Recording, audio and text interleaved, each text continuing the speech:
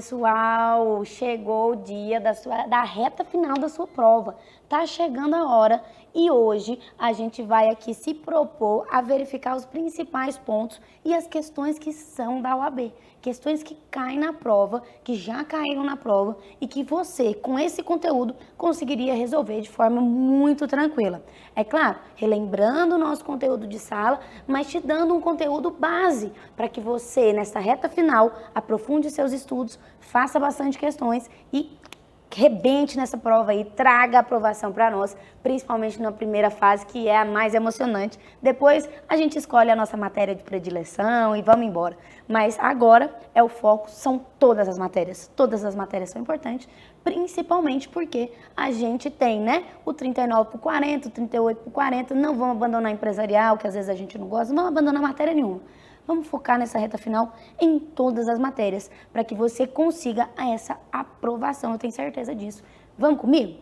Gente, vamos falar de direito empresarial, para que a gente relembre as questões de direito empresarial, as matérias mais importantes de direito empresarial.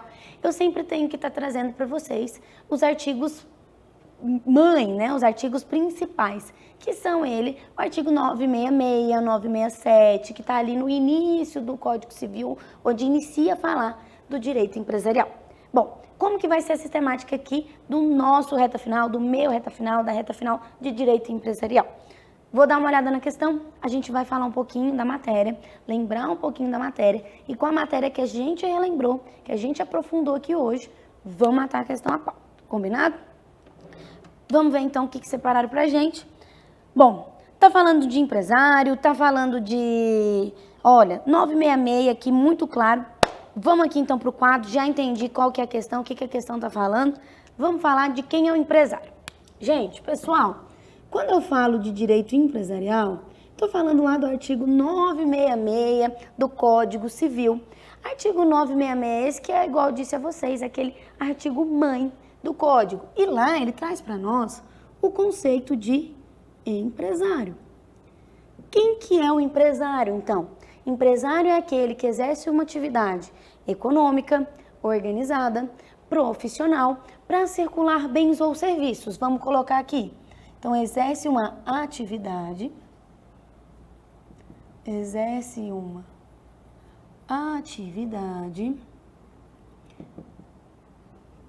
econômica, organizada, profissional e vai circular bens ou serviços. Bom, então tá aqui a parte principal de quem é o empresário, os requisitos do empresário. Vamos entender um pouquinho. Quando eu falo de atividade econômica, eu estou falando daquela atividade que visa o lucro. Faça um parêntese rapidamente. Não significa dizer que ela tem que ter lucro, mas ela tem que ter um objetivo de lucro, certo? Então, a atividade empresarial, como a gente bem sabe, circulação de riquezas, de mercadorias. Quando eu falo de riquezas, eu estou falando, de dinheiro, de lucro. Então, o empresário, como primeiro requisito, tem que visar o lucro, ter o objetivo de lucro. Atividade econômica seria o lucro. Vamos colocar aqui à frente. Lucro. Quando eu falo de atividade organizada, o legislador quis trazer para nós que é a atividade que tem que ter a gestão do negócio. O empresário, ele não pode apenas ter atividade empresária, não, muito pelo contrário, tem que ter a gestão do negócio. Quando eu falo da atividade organizada, a doutrina traz para nós os 4 fatores de produção. Quais são eles? Capital, dinheiro, insumos, tecnologia e mão de obra. Os 4, então, fatores de produção. Professora, na prova esqueci de fatores de produção, por onde eu vou? Gestão. Significa dizer que o empresário ele tem que ter a gestão do negócio. Gestão, então é saber ali departamento financeiro, eu tenho quantas pessoas eu estou contratando para recepção, tem que ter noção da gestão, investir no negócio, circular as questões do negócio, é isso. É um dos requisitos do 966, atividade organizada. Atividade profissional. Quando eu falo de profissional, turma, eu estou falando que o empresário ele tem que ter uma habitualidade na atividade empresária, ele tem que ter uma frequência. Significa dizer que eu estou excluindo aqueles que fazem qualquer tipo de atividade econômica organizada de forma esporádica, como, por exemplo, a compra e venda de um carro. Eu vou comprar ou vou vender meu carro, por exemplo. Vejam comigo. Exerci uma atividade econômica? Dinheiro? Sim, exerci. Teve gestão? Teve organização? Sim, eu fui lá, contratei um despachante, fiz a vistoria do carro, levei no Detran, entreguei bonitinho para o comprador. Ótimo. Circulei bens, que nós vamos ver? Sim. Pronto. Eu exerci atividade empresária? Não, porque são 4 requisitos de forma cumulativa. Todos os requisitos têm que estar presentes. E atividade profissional, quando eu falo da habitualidade, significa dizer que a pessoa não pode fazer isso uma vez ou outra na vida. Igual eu, não compro e vendo carro, não trabalho com isso. Só simplesmente vendi ou comprei o meu carro. Então, quando eu falo habitualidade, eu falo que excluindo as pessoas que fazem atividade empresária de forma esporádica. Circular bens ou serviços não demandam maiores explicações. Atividade empresária, turma, hoje em dia, com a teoria da empresa, estipulada lá no artigo 966 do Código Civil, eu posso tanto ser empresário se eu circular bens ou se eu circular serviços. Significa dizer que a circulação de serviços, da prestação de serviços, também é uma atividade empresária. Mas é a atividade empresária, a pessoa vira empresário, quando cumpre, então, esses 4 requisitos. Uma atividade econômica, visando lucro, uma atividade organizada, quando eu tenho uma gestão, profissional, faço com habitualidade, circulando bens ou serviços. Cumprir esses 4 requisitos do 966, sou considerado empresário. Entenderam? Então, eu tenho o artigo 966 justamente que me traz, 4 requisitos, cumpri os 4 requisitos, já sou considerado empresário. Toda essa turma aqui é empresária, regra geral. Gente, antes da gente ir para as questões, vamos dar um apanhado geral aqui nessa parte geral. Apanhado geral na parte geral, entenderam, né? Mas vamos dar, então, essa pincelada total aqui nessa parte geral, porque aí a gente vai para as questões muito mais fortalecidos para corrigi-las e para você entender o raciocínio de todas elas. Bom, quando eu falo, então, de empresário, eu falo lá da regra geral, do artigo 966, mas eu tenho um parágrafo único. Esse parágrafo único, turma, excetua alguns profissionais que eles não podem ser considerados empresários. Esses profissionais são aqueles que exercem uma atividade intelectual, de cunho artístico, científico ou literário.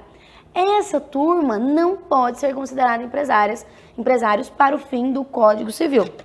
Vamos colocar aqui também no seu caderno. Então, esse aqui é o empresário, certo? E quem não pode ser empresário? Quem não pode ser empresário? Quem exerce uma atividade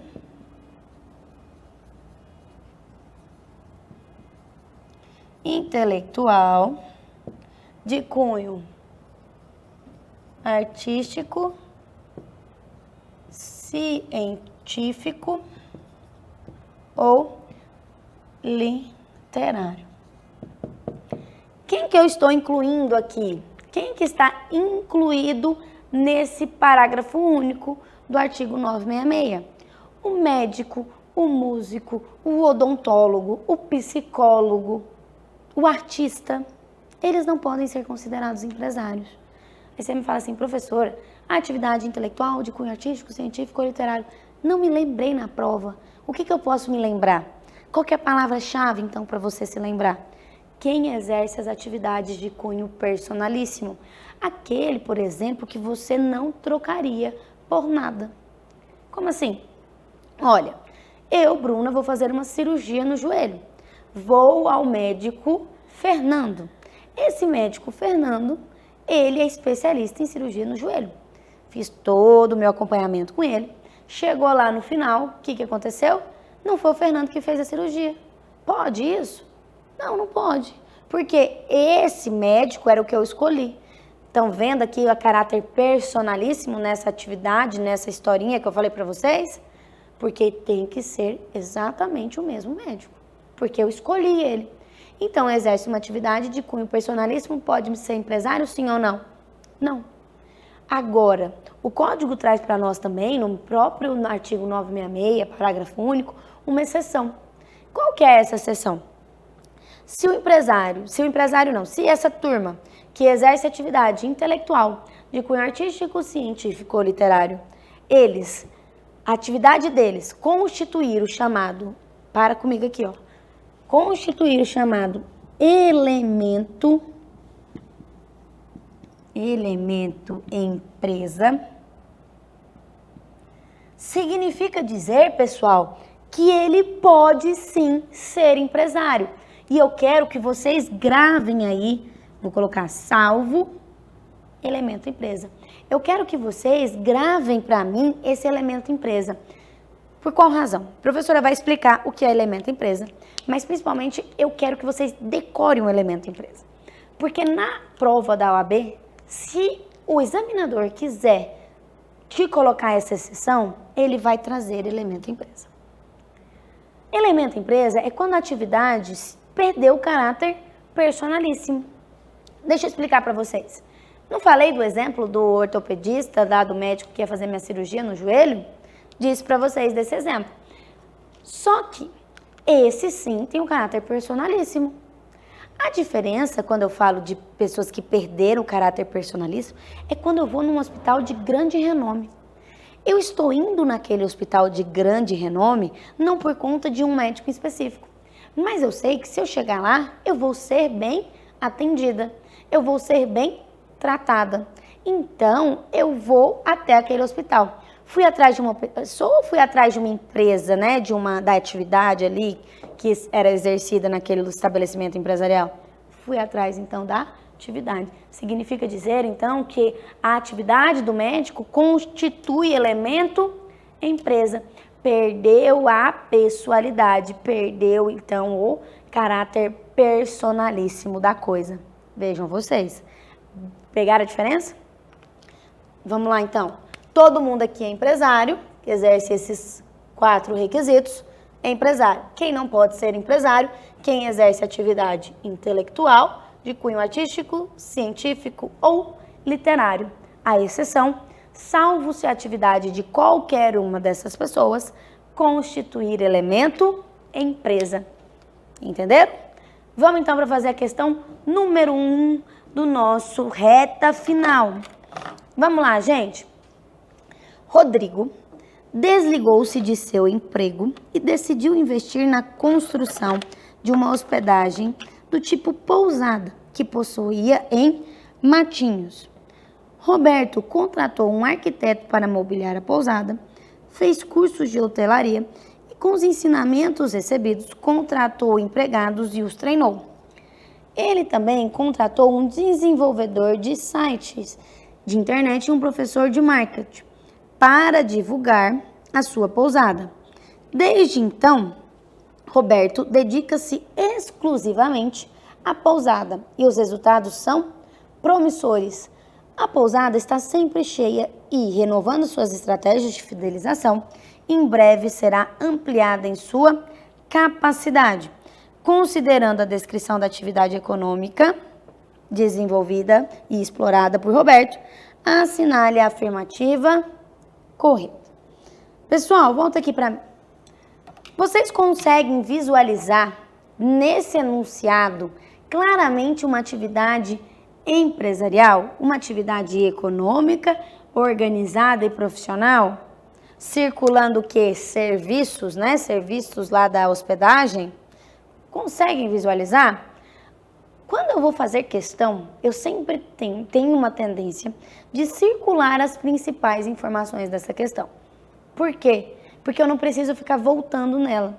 É muito mais fácil e tem uma fluidez muito melhor no decorrer da minha prova, se eu circulo as principais informações. Vamos circular as principais informações antes da gente ir para as alternativas. Vamos lá. Roberto desligou-se do seu emprego, então ele não é mais funcionário, e decidiu investir na construção de uma hospedagem, vai trabalhar com hospedagem do tipo pousada. Roberto contratou um arquiteto, fez cursos e com os ensinamentos recebidos contratou empregados e os treinou, então ele tem aqui uma mão de obra. Ele também contratou um desenvolvedor de sites de internet, um profissional de marketing. Vejam só. Para divulgar a pousada. Desde então, Roberto dedica-se exclusivamente, pessoal, eu estou do quê? A habitualidade. E os resultados são promissores. O que eu estou dizendo aqui? Atividade econômica. A pousada está sempre cheia de hóspedes e renovando suas estratégias de fidelização. Em breve será ampliada em sua capacidade. Bom, quando eu falo aqui no início, eu estou falando da atividade organizada, certo? Hospedagem, circulação de serviços. O artigo 966, em sua integralidade, está presente aqui? Sim, atividade econômica, organizada, habitual, para circulação de bens ou serviços. Então, o quarto requisito aqui. Vamos para as alternativas. Eu estou diante de um empresário, sim ou não? Estou diante de um empresário. Alternativa A. A atividade não pode ser considerada empresa em razão da falta tanto de profissionalismo de seu titular quanto da produção de bens. Verdadeiro ou falso? Falso, né, turma? Não tenho nem o que discutir aqui. Falta de profissionalismo, olha o tanto de coisa que a questão me deu falando que ele era profissional. Produção de bens, o que eu vi aqui no quadro? Produção, circulação de bens ou serviços. Alternativa B. A atividade não pode, não pode ser considerada empresa em razão de a prestação de serviço não ser um ato de empresa. Verdadeiro ou falso? Falso também, porque prestação de serviços também pode ser considerado empresário. C. A atividade pode ser considerada empresa, ok? Que tá aqui verdadeiro, mas seu titular somente será empresário a partir do registro da junta comercial. Verdadeiro ou falso? Falso, turma. Vamos para a alternativa D e eu vou explicar aqui por que essa parte final está errada. Alternativa D. A atividade pode ser considerada empresa e seu titular empresário, independentemente de registro na junta comercial. Verdadeira, eis a questão correta. Volta aqui para mim. Por que essa parte final está errada da alternativa C? Atividade pode ser considerada empresa, mas seu titular somente empresário a partir do registro. Gente, o artigo 967 do Código Civil traz para nós as obrigações do empresário. Quais são as obrigações do empresário? A principal que você tem que gravar na sua cabeça é a obrigação de registro. Quando eu falo registro, me surgem duas perguntinhas que eu tenho que responder para vocês. Onde e quando? Onde? Onde eu registro o empresário? Na junta comercial, certo? É a primeira resposta de todo mundo. Ou no registro público de empresas mercantis. É a mesma coisa, são sinônimos. Então, registro o empresário ali, certo? Quando? Antes do início da atividade. Então, o registro do empresário, ele deve ser antes do empresário iniciar a atividade, certo? E na junta comercial / registro público de empresas mercantis, que é o mesmo nome. A mesma coisa, só estamos falando de nome técnico e nome popular. Bom, esta, turma, é uma obrigação. Significa dizer que eu tenho a obrigação, enquanto empresária, de fazer o registro. Se eu não fizer, eu não perco a característica de empresário. Por quê? Vamos aqui para o quadro. Para eu ser empresário, eu tenho que cumprir os 4 requisitos. Atividade econômica, organizada, profissional, circulando bens ou serviços. Cumprir esses 4 requisitos, independentemente de registro na junta comercial, já sou considerado empresário. O registro, ele está ligado, ele é inerente à regularidade do empresário. Se eu sou empresário e não me registro, eu sou empresário irregular. Se eu sou empresário e me registro, sou empresário regular. Então, é algo ligado e inerente à obrigação e à regularidade de ser ou não empresário, certinho? Vamos então aqui a questão alternativa no certa D. A atividade de Roberto, né, pode ser considerado empresário e independentemente de registro na junta comercial. A alternativa D está correta. Vamos para a segunda questão. Alfredo Chaves exerce em caráter profissional a atividade intelectual de natureza literária. Circula essa informação que é importante. Com a colaboração de auxiliares. O exercício da profissão constitui o que eu falei para vocês? Elemento empresa. Não há registro da atividade por parte de Alfredo Chaves em nenhum órgão público. Com base nessas informações e nas disposições do Código Civil, assinale a afirmativa correta. Alternativa A. Alfredo Chaves não é empresário. Peraí. Não, mas eu estou aqui diante do elemento empresa, que já me fala que a pessoa que a atividade dela constitui elemento empresa, ele já é empresário, ela já exerce uma atividade empresária, então essa aqui já é falsa no próprio começo dela. Porque exerce atividade intelectual de natureza literária, falsa, porque tem o elemento empresa. B. Alfredo Chaves não é empresário, de novo, falso, mas vamos ver a justificativa, porque não possui registro. O que eu acabei de dizer para vocês? O registro é uma questão de regularidade do empresário e não de ser ou não empresário, tá? Ele não é constitutivo de empresário, porque o empresário, para ser empresário, ele basta cumprir os requisitos. C. Alfredo Chaves é empresário, ok, independentemente da falta de inscrição na junta comercial. Ok, verdadeiro. Essa aqui é a nossa questão correta. Mas a alternativa D. Alfredo Chaves é empresário porque exerce a atividade não organizada? Não organizada? Não, né? Em caráter profissional. A alternativa C é a nossa alternativa correta. Vamos então para a próxima questão. A fisioterapeuta Alhandra Mogeiro tem um consultório e realiza seus atendimentos, mas atende também em domicílio. Fisioterapeuta tem um consultório. Estou diante de uma atividade aqui intelectual, concorda comigo? De caráter científico, de cunho científico? Sim. É personalíssima? Fisioterapia? Sim ou não? Sim. Bom, realiza seus atendimentos, mas atende também em domicílio, ok? Doutora Alhandra não conta com auxiliares ou colaboradores, ok? Exerce atividade, então, em nome próprio. Mas tem uma página na internet exclusivamente para marcação de consultas e comunicação com seus clientes. Com base nessas informações, assinale a afirmativa correta. Vem aqui para mim rapidinho. Pessoal, eu estou diante de uma atividade de cunho personalíssimo, concorda comigo? Fisioterapeuta. Então, se eu estou fazendo um tratamento de fisioterapia ali, eu quero que seja aquela minha fisioterapeuta. Caráter personalíssimo. Então, eu já excluí ela de ser empresária. A gente viu a exceção. Como que a pessoa volta a ser empresário, que ela pode ser empresária? Se constituir elemento empresa. E eu disse aqui agora há pouco que tem que ter expressamente elemento empresa na sua prova para ter a função, para ser empresário, ser considerado empresário. Você viu o elemento empresa aqui? Não. Então, eu estou diante de empresário ou de não empresário antes de ir para as alternativas de não empresário. Vamos então aqui para as alternativas. Alternativa A. Não se trata de empresário individual em razão do exercício de profissão intelectual de natureza científica. Até aqui, ok. Haja ou não atuação de colaboradores. Até aqui, ok. Alternativa, então, A. Volta aqui para mim. Gente, é muito ruim quando é A, né? Nossa Senhora Deus, como é ruim quando é a alternativa A. Porque a gente fala que é a certa, mas fica com medo das outras estar mais certa, né? Mas vamos ver por que as outras não estão certas aqui. Alternativa B. Trata-se de empresária individual. Opa, aqui já é falso, mas vamos ver por quê.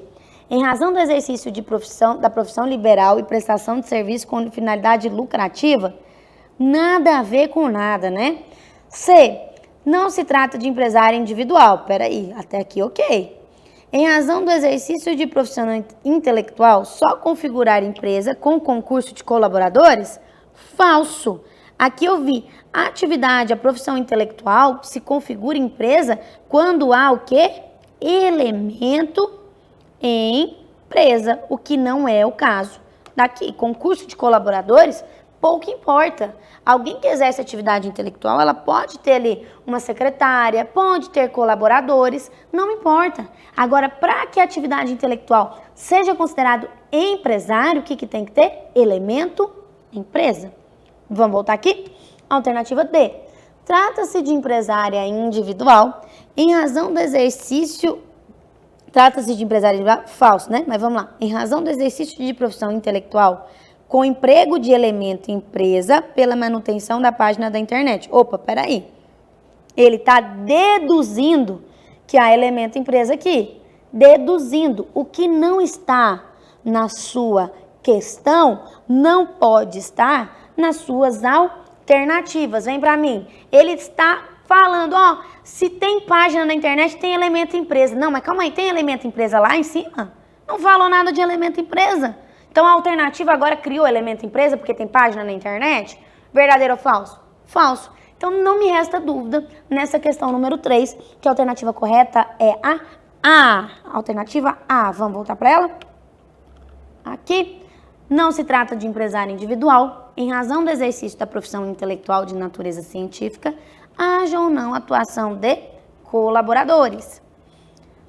Vamos, então, para a questão número 4. Luzia Betim pretende iniciar uma sociedade empresária em nome próprio. Para tanto, procura assessoria jurídica quanto à necessidade do quê? Inscrição do registro empresarial. Nós vimos sobre registro, hein? Para regularidade do exercício da empresa. Questão de, lembra? Regularidade. Na condição de consultor, você responderá que a inscrição do empresário individual é o quê? Gente, acabamos de ver isso aqui, hein? Acabamos de falar de registro. Artigo 967. Vamos para a alternativa A. Alternativa A. Dispensada até o primeiro ano de atividade. Verdadeiro ou falso? Falso. Nós vimos que ela tem que ser antes do início da atividade. Sendo obrigatória a partir de então. Falso. Alternativa B. Obrigatória antes do início da atividade. Olha aqui a minha alternativa correta, mas volta aqui para mim. Sabe o que me acontece com você, pessoa? Que você não marca a alternativa B. Sabe por que você não marca? Porque empresarial é difícil demais dar conta. Aí você fala assim, Deus me livre, essa aqui é uma pegadinha. Eu tenho certeza, eu não vou marcar a B, porque a B tá muito simples, ela tá muito fácil e ela não vai ser da parte de direito empresarial, porque não tem lógica. Direito empresarial é difícil demais, né? Obrigatória antes do início da atividade. Você não marca essa. Aí você fica com 39, porque você acha direito empresarial muito difícil. Tá vendo? Por isso que é bom assistir as aulas de direito empresarial, por isso que não pode dispensar nenhuma matéria.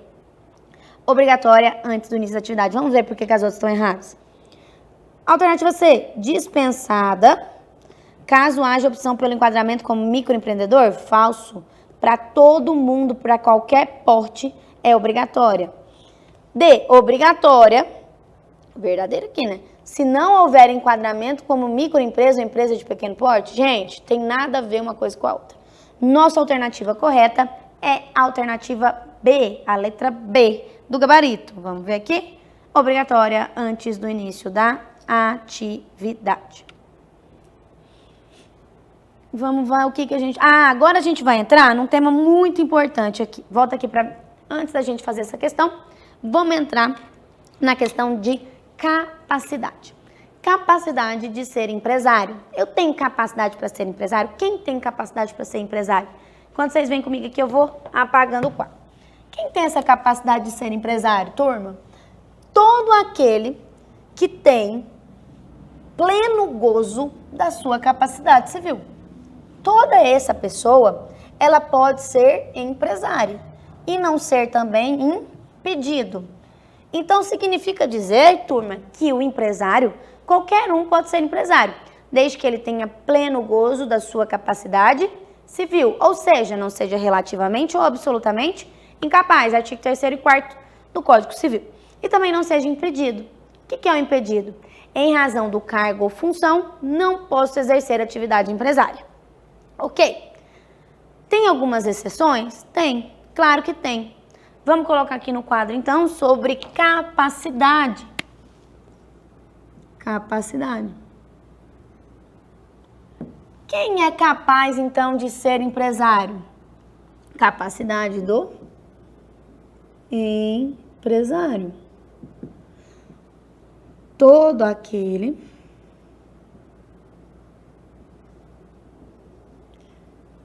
que tenha pleno gozo de sua capacidade civil e não seja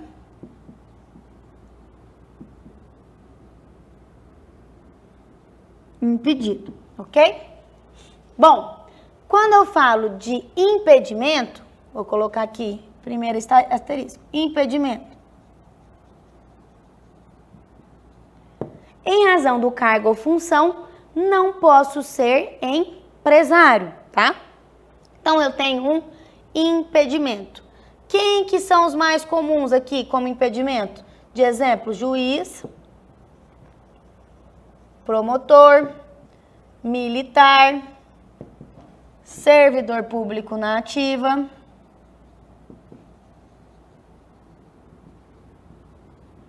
Esses aqui, turma, são os que mais caem na prova. Mas isso tudo depende do seu estatuto.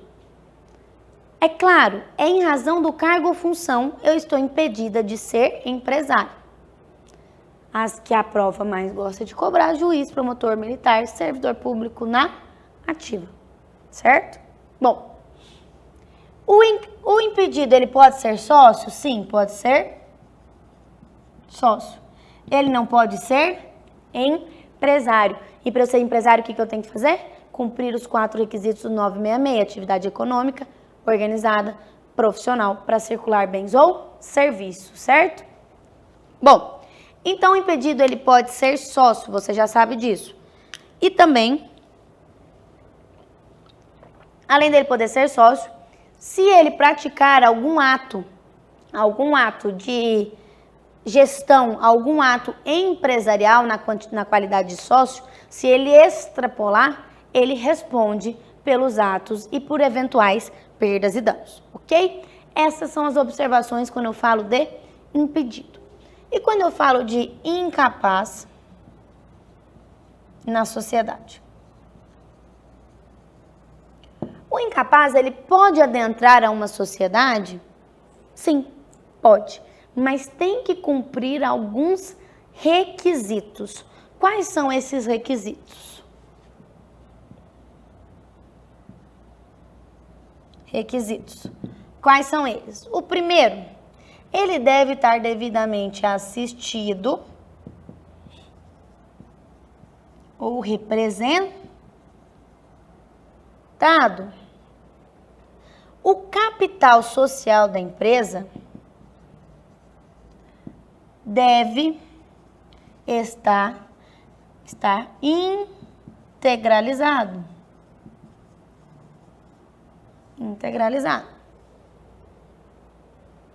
E ele não pode ser administrador.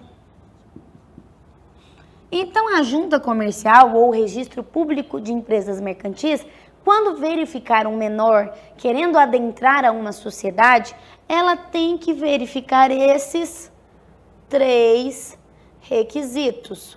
Primeiramente, ele está assistido ou representado? Isso aqui depende do quê? Da sua incapacidade. O relativamente, ele é o quê? Assistido. E o absolutamente, ele é representado, certo? Tem que estar completamente correta a prova. Por que eu digo isso? A prova da FGV, ela é interdisciplinar. Significa dizer que a matéria de direito civil, aqui na parte do direito empresarial, tem que estar certa. Porque se ela não estiver certa, a questão alternativa está errada. Então, ele não vai falar, olha, o absolutamente incapaz está assistido. Não, porque está errado. Se está errado no campo do direito civil, está errado aqui também. Ah, mas a parte do direito empresarial está certa. Não, pouco me importa. A prova ela é interdisciplinar. Então, tem que estar certinha, certo? Então, assistido ou representado, capital social integralizado, ou seja, redondinho, né? O capital social da sociedade está ok. De fato, foi feita a integralização pelos sócios. E ele não pode, é vedado a administração dessa sociedade. Feito isso, cumprido esses 3 requisitos, o menor pode adentrar a sociedade? Sim, o menor pode adentrar a sociedade. Vamos ver a questão então. Questão número 5. Álvares Florence tem um filho relativamente incapaz. Olha aí, ó. E consulta você, como advogado, para saber da possibilidade de transferir para o filho cotas da sociedade empresária, cujo capital encontra o quê, pessoal? Integralizado. É um requisito aqui? Um requisito aqui. Apoiado na disposição do Código Civil sobre o assunto, você respondeu o quê? Alternativa A. É permitido o ingresso do relativamente incapaz na sociedade. Opa, isso aqui, ok. Bastando que esteja assistido por seu pai no instrumento de alteração contratual. Então, significa dizer que ele falou que só tem mais um requisito. Bastando que esteja assistido por o seu pai no instrumento de alteração contratual. Verdadeiro ou falso? Falso. Mas segura aqui que eu vou voltar nessa questão, nessa alternativa. B. Não é permitida a participação do menor, eu já descarto ela aqui na hora. Seja absolutamente ou seja relativamente incapaz, exceto nos tipos de sociedade por ação? Falso, né, pessoal? Porque se não puder em uma, muito menos na sociedade por ações. C. Não é permitida a participação do incapaz em sociedade? Falso, né? Mesmo que esteja representado ou assistido, salvo se a transmissão se der em razão da causa-morte. Falso também. D. É permitido o ingresso do relativamente incapaz na sociedade? Peraí, até aí, ok, verdadeiro. Desde que esteja assistido, peraí, ok, no instrumento de alteração contratual, segundo requisito, devendo constar a vedação do exercício da administração, terceiro requisito. Então, eu tenho aqui, ó, 1 requisito, 2 requisitos, 3 requisitos. Qual que é a alternativa correta? Alternativa D, letra D. Mas olha, vejam bem, a alternativa A sugere que está correta, porque tem que de fato estar assistido. Mas quais que são os pontos equivocados na alternativa A? Bastando, então ela quer dizer que só tem mais um requisito, que seriam 2, o que está errado, e que seja pelo seu pai. O assistido, ele não precisa necessariamente ser assistido pelo seu pai, entenderam? Na época dessa questão, essa questão caiu na prova, vieram vários recursos, nós fizemos recurso, só que, de fato, não tinha como correr. A alternativa D é a mais correta, né? É a correta aqui, a única correta.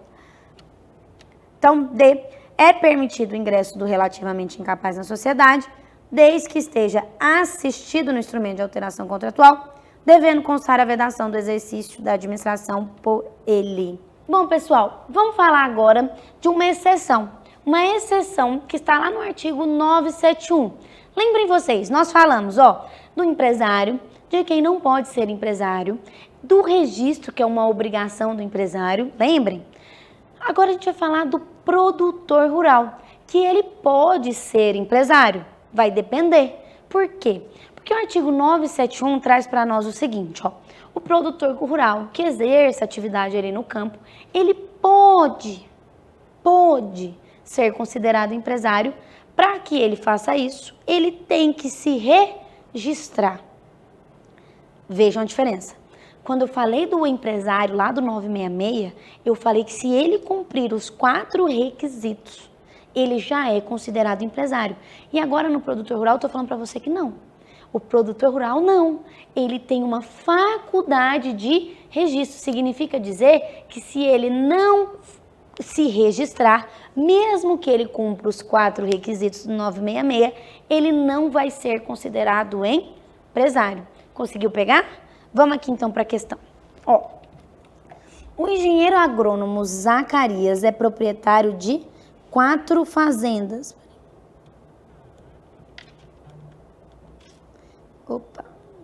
De 4 fazendas. O engenheiro agrônomo Zacarias é proprietário de 4 fazendas. Eu estou diante do quê? Rural. Onde ele realiza, em nome próprio, a exploração e cultura de soja e milho, bem como a criação intensiva de gado. A atividade de todas as fazendas é voltada para exportação. Olha o dinheirão aqui, hein? Correndo solto, menino. Com emprego intenso de tecnologia e insumos de alto custo. Zacarias não está... Essa aqui é a informação para sua questão. Zacarias não está registrado na junta comercial. Se ele não está registrado na junta comercial, ele é empresário? Sim ou não? Não.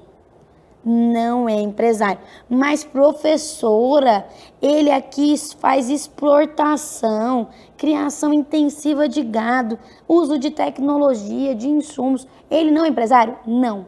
Mesmo que ele aqui cumpra os 4 requisitos lá do artigo 966, ele não vai ser considerado empresário. Por quê? Porque ele não está registrado na junta comercial. Vamos então para as alternativas. Alternativa A.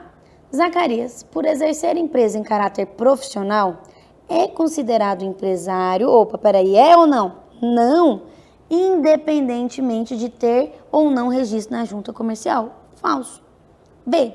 Zacarias, mesmo que exerça uma empresa, não será considerado empresário. Ok, aqui tá certo.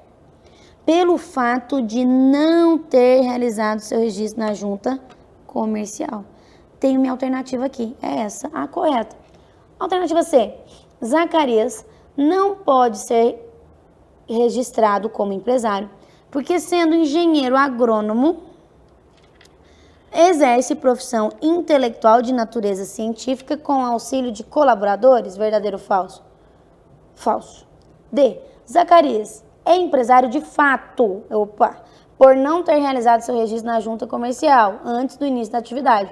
Falso, né? Descumprindo a obrigação legal. Por que não? Porque lá no 971 do Código Civil fala que ele não tem uma obrigação, ele tem a faculdade. Faculdade é uma opção, é opcional. Então, nada mais certo do que a alternativa B, letra B, a nossa resposta está correta. Vem aqui para mim, então, que a gente vai falar um pouquinho, falando de capacidade, vamos falar de casamento. Casamento. Empresário casa? Claro, professora, que casa. Todo mundo tem que casar, ué. Ninguém pode se livrar disso, não? Não é mesmo? Todo mundo tem que casar, então o empresário também tem que casar.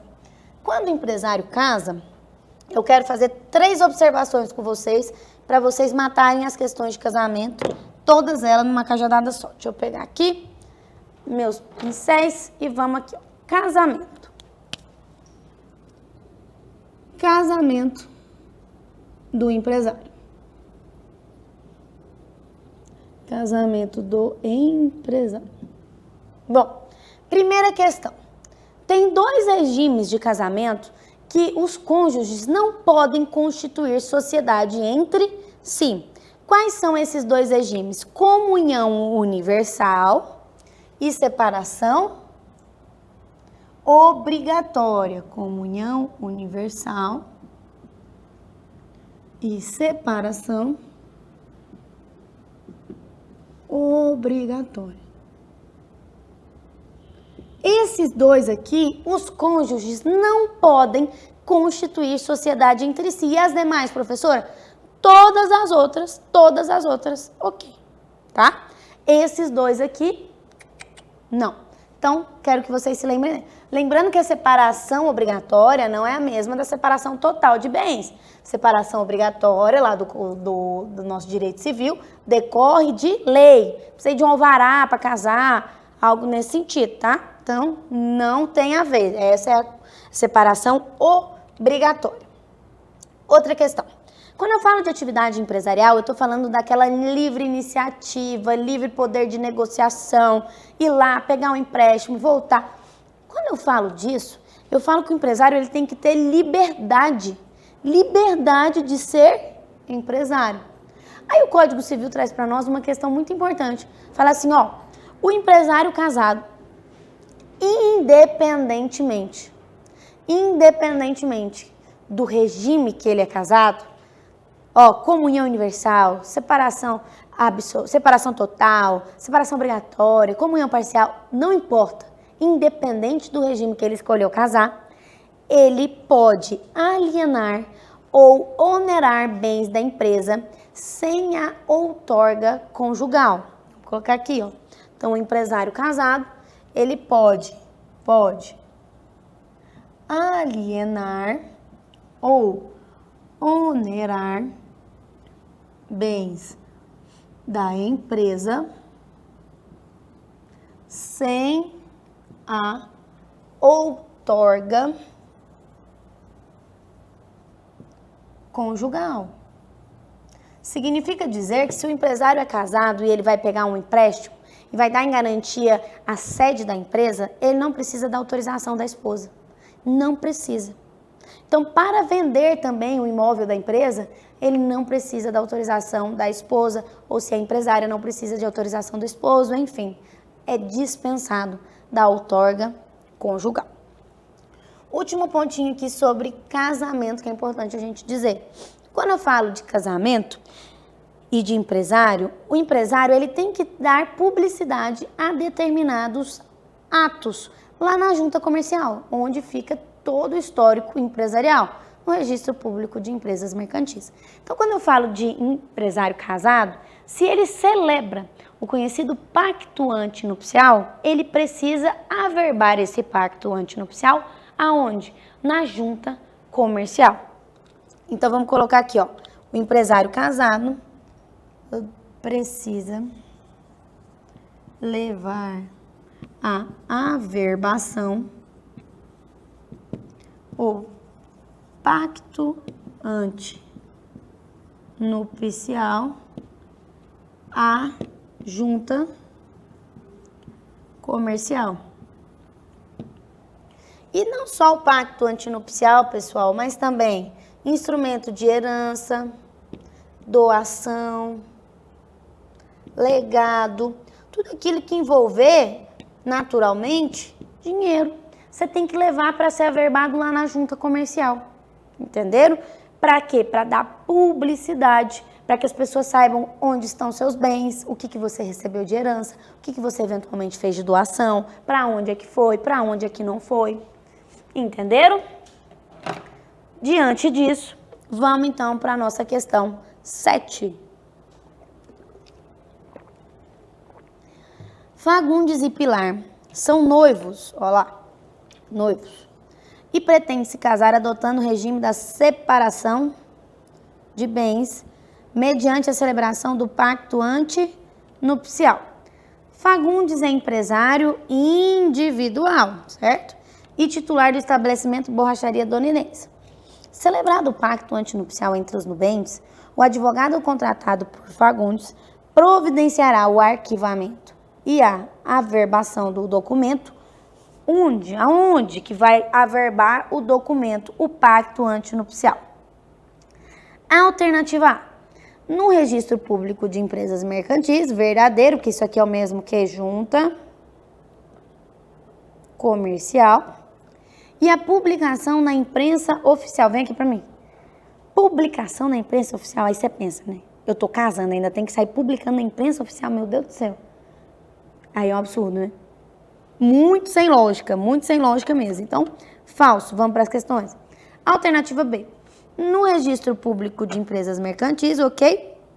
E no registro civil de pessoas naturais, verdadeiro. Onde que eu vou averbar o meu pacto antinupcial? Na certidão de casamento, certo? A certidão de casamento é aonde? No registro civil de pessoas naturais, aonde você nasceu também ali, né? Minha alternativa correta é a B, mas vamos excluir as demais. C. no Registro Civil de Pessoas Naturais e a publicação na imprensa oficial, pelo amor de Deus, né, gente? No Registro Público de Empresas Mercantis, ok? E no Registro Civil de Títulos e Documentos, é para brincar mesmo com a gente, né? Então, alternativa correta, alternativa B, letra B de bola. Bom, pessoal, vamos para a questão 8 aqui. Questão 8 fala fala de um contrato bom demais. Vem aqui para mim. Vamos falar agora, falamos então do pacto antinupcial, vamos falar da empresa. O que seria a empresa? Primeiramente, empresa, ela é a atividade. É a atividade. Qual atividade? A atividade lá do artigo 966, atividade econômica, organizada, profissional, circulando bens ou serviços. Essa é a atividade. Então, o conceito de empresa, você não precisa ir na doutrina, na jurisprudência, onde quer que seja. Não, o conceito de empresa está muito mais fácil para nós. Conceito de empresa é a atividade. Qual atividade? Atividade lá do artigo 966 do Código Civil, organizada, econômica, profissional, para circular bens ou serviços. Bom, isso aí não há dúvida. Mas eu preciso falar com vocês de um contrato que normalmente dá até calafrio, dá arrepio na gente. Qual que é o contrato? Contrato de trespasse. Esse contrato, turma, é um contrato que, apesar desse nome feio, que o povo tem medo dele, é um contrato muito simples. É óbvio, tem alguns requisitos específicos que nós vamos ver agora, mas é um contrato simples. Inicialmente, porque é um contrato de compra e venda. É um contrato de alienação. Compra e venda de um carro, por exemplo, compra e venda do imóvel. Tem os requisitos próprios, não tem? Da compra e venda de imóvel? Tem. Aqui também vai ter os requisitos próprios, mas aqui eu tenho que lembrar que eu estou vendendo atividade, estou vendendo uma empresa que envolve direito de terceiros, que envolve direito de funcionários, que envolve credores, fornecedores, um apanhar de gente muito maior do que um contrato bilateral. Então, se esse aqui envolve mais pessoas, envolve direito de terceiros, nada mais justo que o Código Civil traga para nós alguns requisitos que são específicos do contrato de trespasse, que é um contrato de alienação de estabelecimento empresarial. Vamos colocar aqui no nosso caderno, para ficar bem organizado, antes da gente ir para a questão.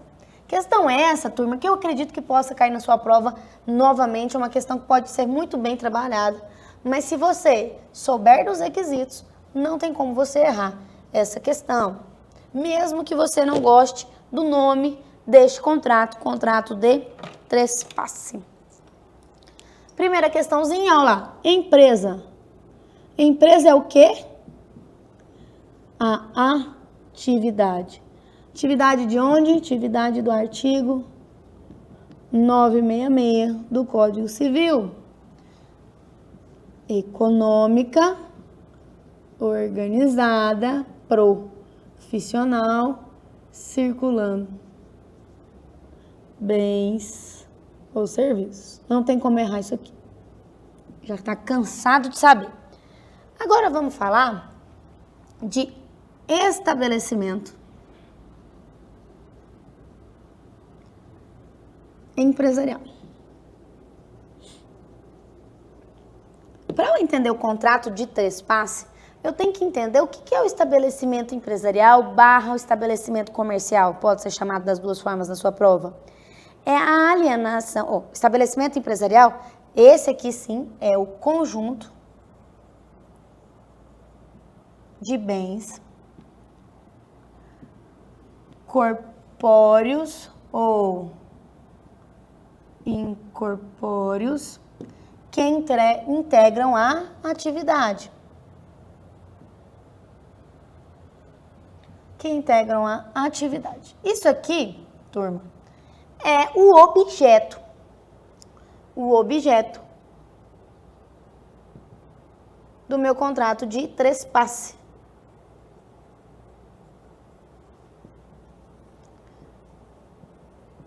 Quando eu falo de bens corpóreos, eu falo daquilo que existe, né, no plano material, que eu posso palpar, certo? Quando eu falo de bens incorpóreos, já existe no plano abstrato. É a marca, são os recebíveis, algo que eu não posso o quê? Palpar.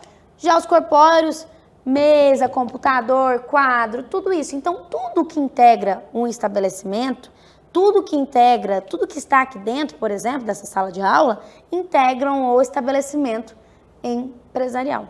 Bens corpóreos e incorpóreos. E ele é logo o objeto do nosso contrato de trespasse, também chamado de, olha, vejam só o tanto que é mais fácil, alienação do estabelecimento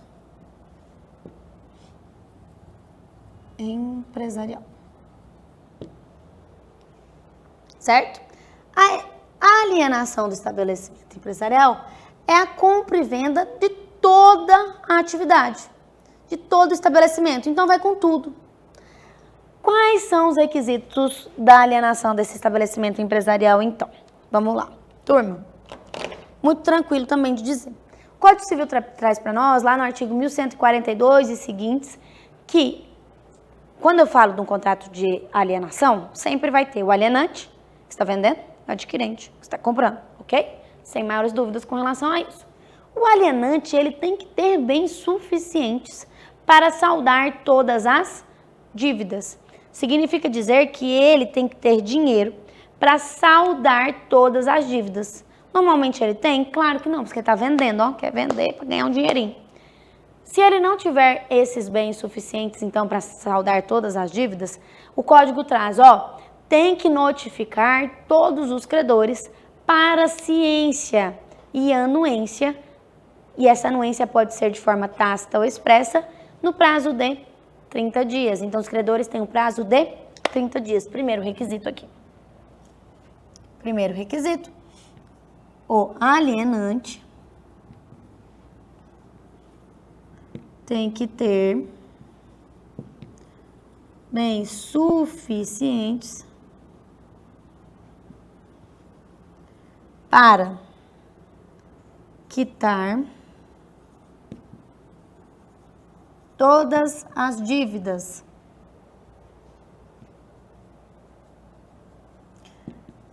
Caso não tenha, deve notificar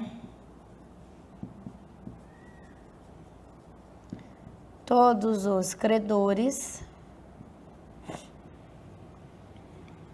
para anuência. Essa anuência, igual eu disse, pode ser tácita ou expressa. Os credores têm prazo? Tem, não é para sempre, né? Então, os credores têm o prazo de 30 dias. Esse é o primeiro requisito.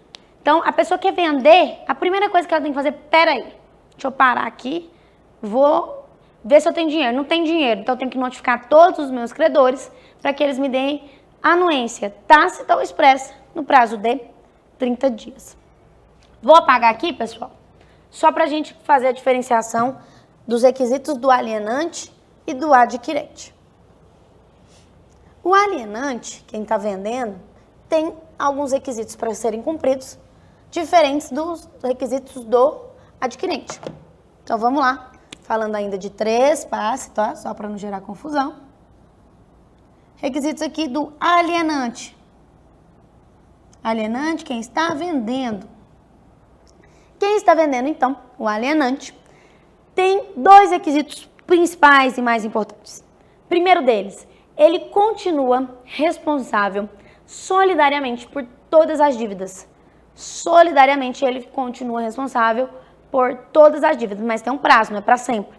Pelo prazo de 1 ano. Esse é o primeiro requisito do alienante. Então, vamos lá. Fica responsável por todas as dívidas pelo prazo de 1 ano. Qual que é outra informação importante aqui? De forma solidária. Então, o alienante, ele não vende e vai embora correndo, não. Ele fica responsável por todas as dívidas pelo prazo de 1 ano, de forma solidária. Segundo requisito também do alienante, O código traz para nós uma cláusula de não concorrência legal, que é o prazo de 5 anos. Significa dizer que o alienante não pode fazer concorrência pelo prazo legal de 5 anos. Por que eu estou sendo enfática de falar que é o prazo legal? Porque significa que esse prazo é um prazo disponível, que diz respeito tão somente ao alienante e o adquirente. Se o adquirente fala assim, não, mas você pode abrir outra aí agora mesmo, não tem problema nenhum não. Manda pau nessa outra aí, pode mandar.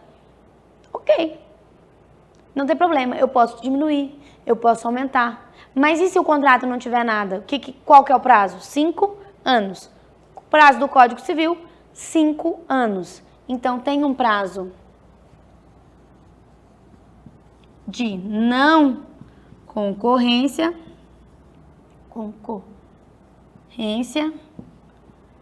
de 5 anos. Prazo legal, tá?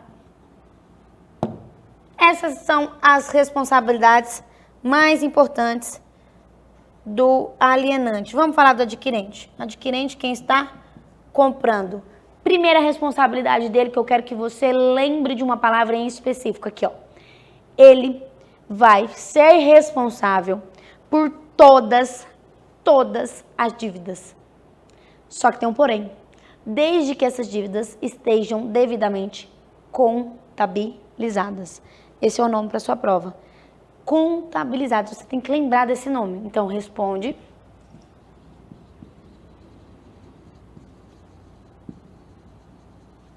Por todas as dívidas. Desde que, vou até colocar em caixa alta aqui, hein? Contabilizadas, é a palavrinha para sua prova. Não me esqueçam dessa palavrinha. Ele vai responder por todas as dívidas, mas o que não tiver na contabilidade, o que não tiver contabilizado, não existe no mundo jurídico. Não existe para ele. Ele não tinha como ter conhecimento, então ele não responde. Segundo requisitinho do adquirente, qual que é?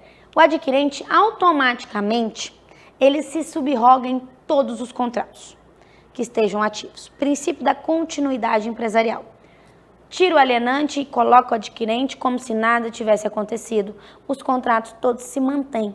Se subroga automaticamente. Vira ele o dono de todos os contratos que estejam em vigência. Só que tem uma exceção. Salvo aqueles contratos que demandem confiança. Então vamos colocar aqui, ó. O adquirente se subroga em todos os contratos, é todos. Salvo aqueles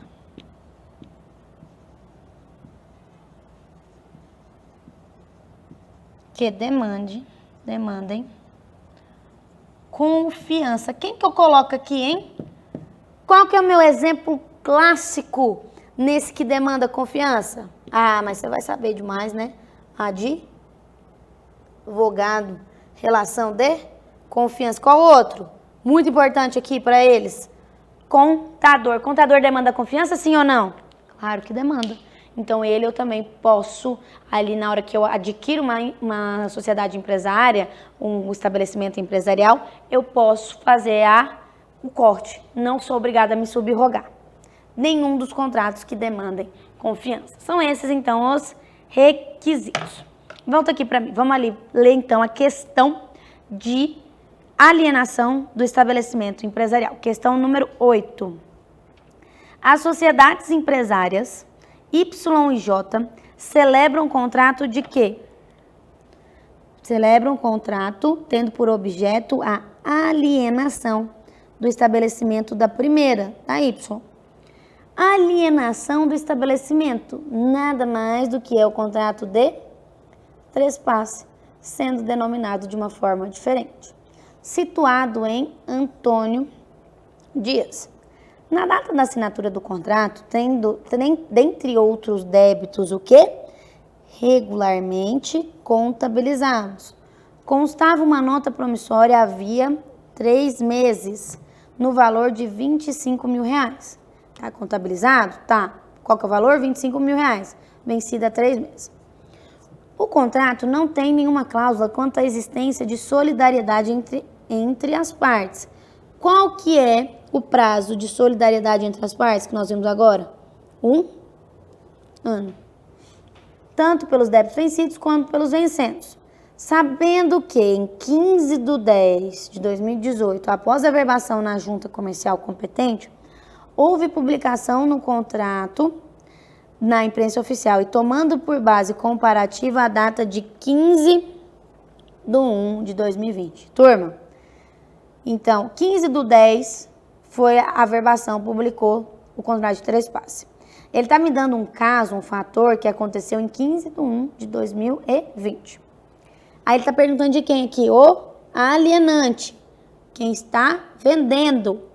O alienante, alternativa A, responderá pelo débito vencido com o adquirente por não terem decorridos 5 anos da publicação do contrato na imprensa oficial. Volta aqui para mim.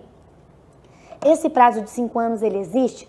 Existe, mas ele é o prazo de não concorrência. Prazo legal de não concorrência. Não tem nada a ver com isso aqui. Vamos voltar aqui, porque aqui a gente está falando de compromisso da nota promissória vencida. Alternativa B. O alienante não responderá pelo débito vencido com o adquirente em razão de não ter sido estipulada tal solidariedade no contrato. Peraí, tem que estipular? Não, se não estipular, regra geral, 1 ano de solidariedade entre alienante e adquirente de todos os débitos, tá? Alternativa C. Responderá pelo débito vencido com adquirente, ok, até a ocorrência da prescrição. Então, significa dizer que o alienante vai ficar responsável por todos os débitos até a data da prescrição? Falso, nós vimos aqui que ele tem um prazo. Qual que é o prazo? Olha aqui no cantinho. 1 ano. Alternativa D. Não responderá pelo débito vencido com adquirente diante do decurso de mais de 1 ano da publicação no contrato da imprensa oficial. Verdadeiro ou falso? Verdadeiro. Publicou em 10 de 2018, muito mais de 1 ano depois, em 1 de 2020, ele quer cobrar uma nota promissória? Pode cobrar. Do adquirente. Do alienante, não, porque ele tem um prazo de solidariedade de 1 ano. Nossa resposta correta, então, alternativa D, não responderá pelo débito vencido com o adquirente diante do decurso de mais de 1 ano da publicação do contrato na imprensa oficial. Bom, turma, volta aqui para mim. Vamos falar agora, falamos de trespasse, alienação do estabelecimento empresarial. O que é o estabelecimento empresarial? Vamos falar de nome empresarial. O nome empresarial, ele faz parte também do estabelecimento empresarial, tá? Ele tá ali nos bens, né, incorpóreos, que você pode pegar. Mas vamos voltar aqui para a matéria em específico do nome empresarial. Nome empresarial, por sua vez, a gente tem uma espécie, nome empresarial. Ele se subdivide em 2 tipos. 2 tipos. Quais são eles? Firma ou denominação. Vou apagar aqui para a gente ir fazendo junto. Firma ou denominação. Quando eu falo de firma, eu estou falando que o nome vai ser utilizado o meu próprio nome ou o meu sobrenome. Nome ou sobrenome do empresário. Nome empresarial, vamos colocar. Nome empresarial, que eu falei para vocês, ele é o gênero, certo? Que a gente tem, então, 2 espécies. Firma, denominação. Quando eu falo de firma, eu falo próprio nome ou sobrenome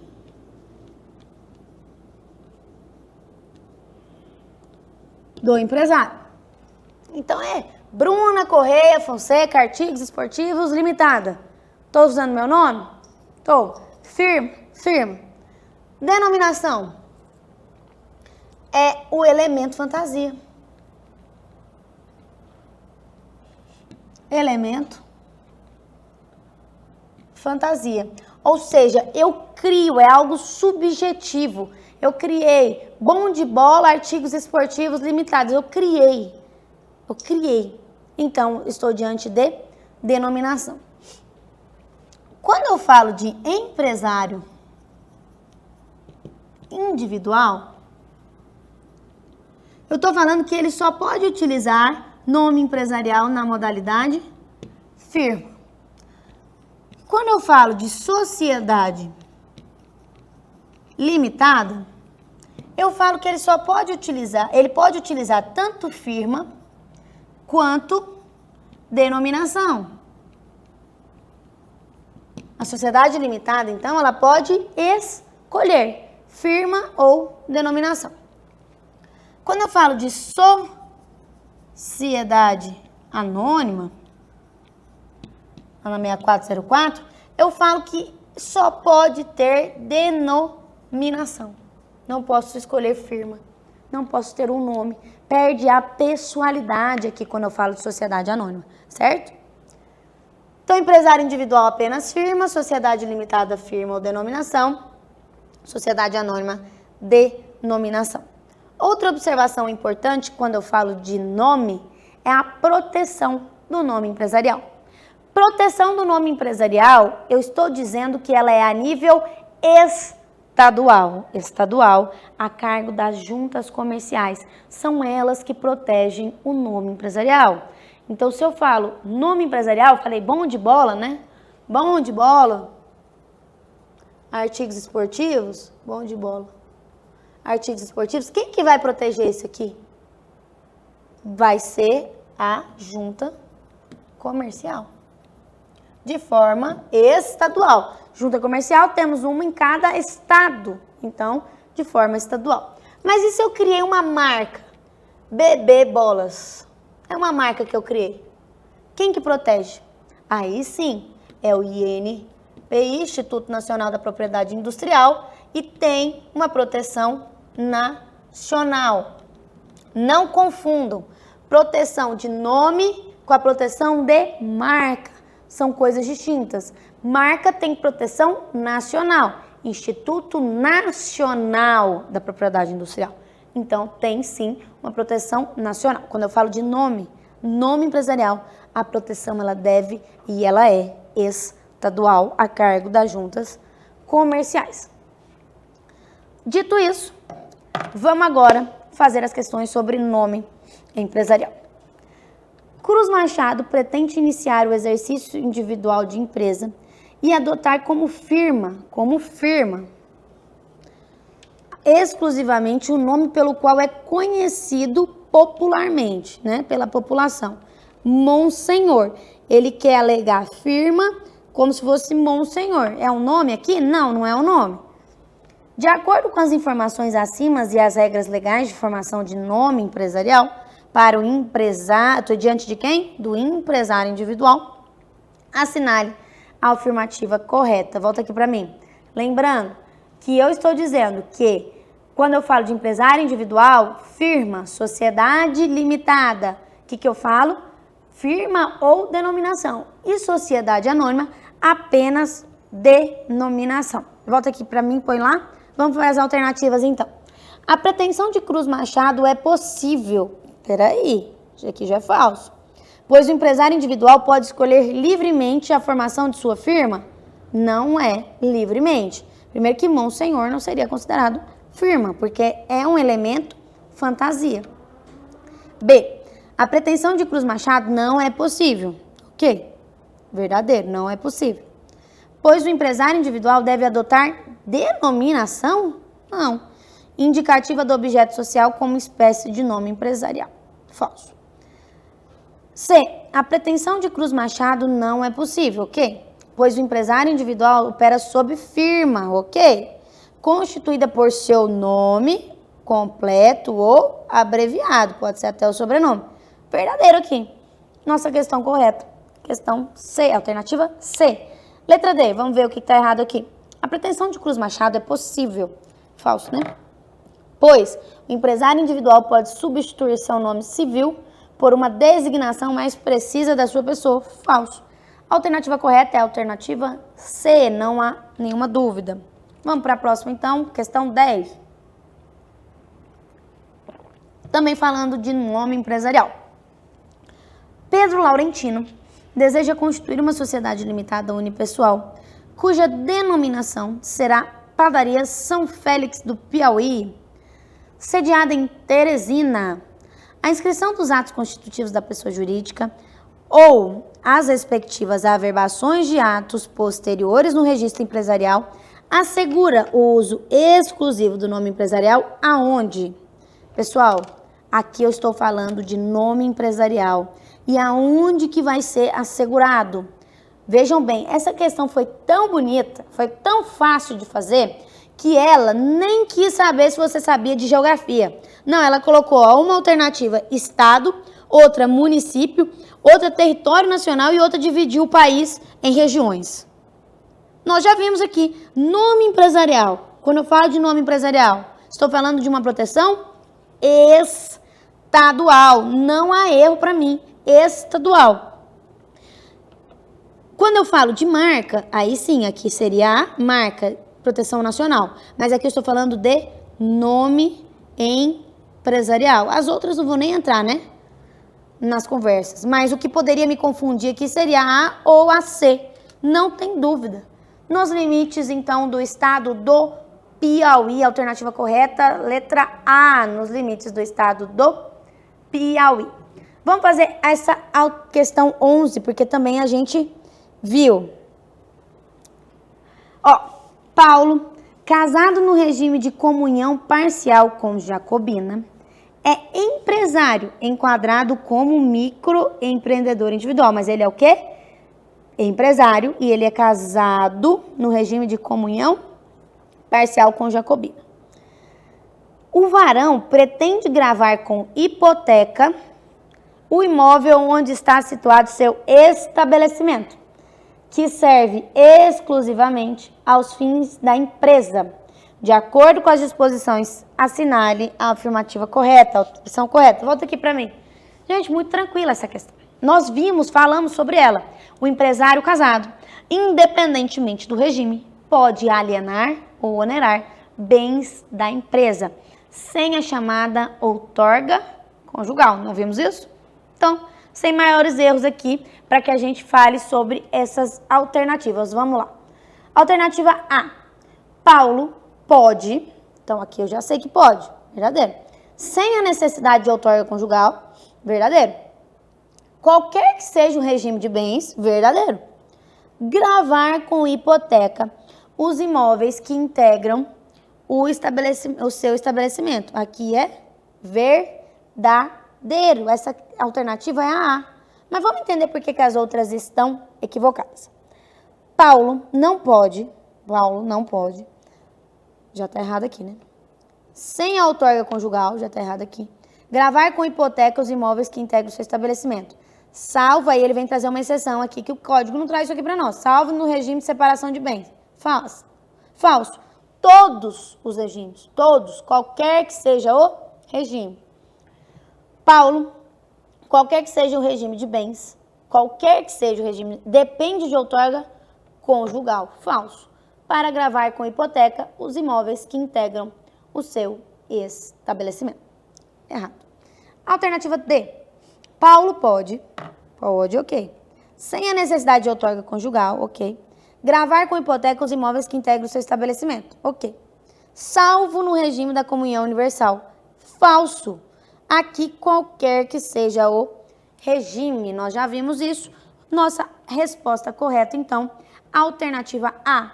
Paulo pode, sem a necessidade de outorga conjugal, qualquer que seja o regime de bens, gravar com hipoteca os imóveis que integram o seu estabelecimento. Alternativa A, não há dúvidas. Vamos falar agora da sociedade que mais cai na sua prova, que é a sociedade limitada.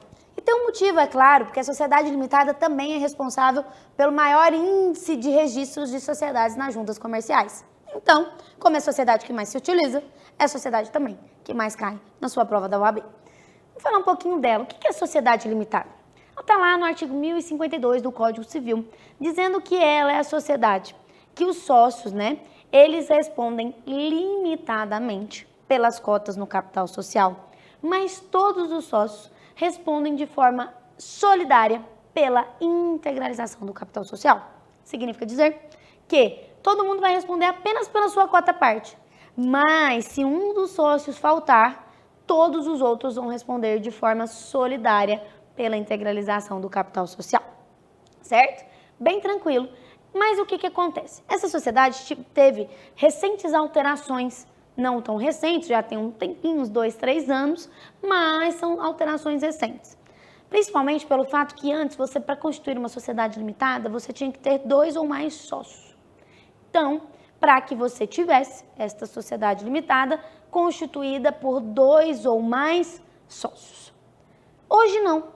Hoje, com a inclusão do parágrafo 1º do artigo 1052, você pode ter uma sociedade limitada com apenas um sócio, revogando integralmente lá, revogado, matando a pau integralmente o artigo 980-A do Código Civil, que era a EIRELI. Isso significa dizer que a EIRELI, ela não existe mais. Nós não temos mais no nosso ordenamento jurídico aquela empresa individual de responsabilidade limitada. Por que você está dizendo isso, então, professora, se revogou? Por quê? Porque sua prova, muito espertamente, ela pega os requisitos que eram da defunta, lá da EIRELI, e colocam como se ele fosse requisitos da sociedade limitada. E não são requisitos da sociedade limitada. E por que ele faz isso? Porque o nosso cérebro, ele engana a gente. Como a gente aprendeu os requisitos, quando a gente vê um requisito na prova, a gente acha que está certa a questão. Mas não, ela não está certa. Ela só está fazendo uma pequena confusão com a EIRELI, que não existe mais. Vamos colocar aqui no quadro, para que a gente consiga acompanhar junto. Vamos falar agora de sociedade limitada. Está lá no artigo 1052 e seguintes, de onde? Do Código Civil. Então, ele fala assim para nós, ó. Todos os sócios respondem limitadamente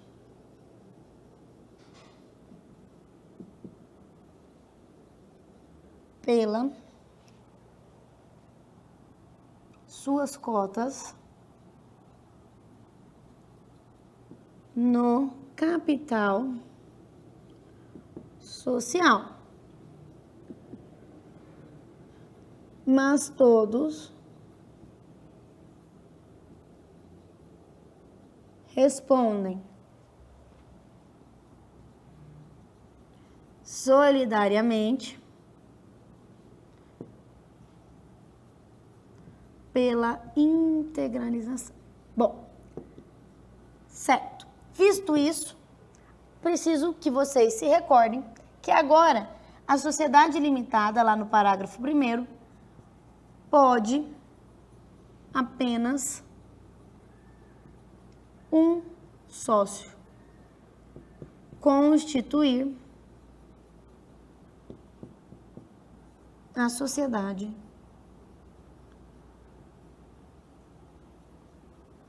limitada, certo? Fazendo esse parênteses aqui, eu preciso te lembrar, então, mesmo que eles não existam mais, mas preciso te recordar os requisitos da EIRELI, porque a sua prova gosta de te confundir. Por que a professora está dizendo isso? Porque para você ter uma sociedade limitada unipessoal, que é chamada pela doutrina, você não precisa ter capital social mínimo. Por quê, professora? Porque na EIRELI, na defunta, você tinha que ter um capital social de, no mínimo, 100 salários mínimos. Aqui você não tem. Você pode colocar 10 mil reais, você pode colocar 50 mil. Não tem um mínimo. Tem que ter o capital social, mas não tem um mínimo exigido pela lei. Então, se você vê na sua prova 100 salários mínimos, não tem nada a ver com sociedade limitada. Está extinto esse requisito, não existe mais. Outra questão também, pode subscrever, que é prometer, ou integralizar o capital social. Por que eu estou dizendo isso? Porque na EIRELI, como falam também, tinha que ter uma obrigatoriedade de ser, no mínimo, 100 salários mínimos, devidamente integralizado. Aqui não. Aqui eu posso subscrever, que é prometer, ou, de fato, efetivamente, integralizar. eu posso ter nessas duas possibilidades. Então, não precisa ter capital social mínimo, pode subscrever ou integralizar, pode ter várias sociedades limitadas unipessoais.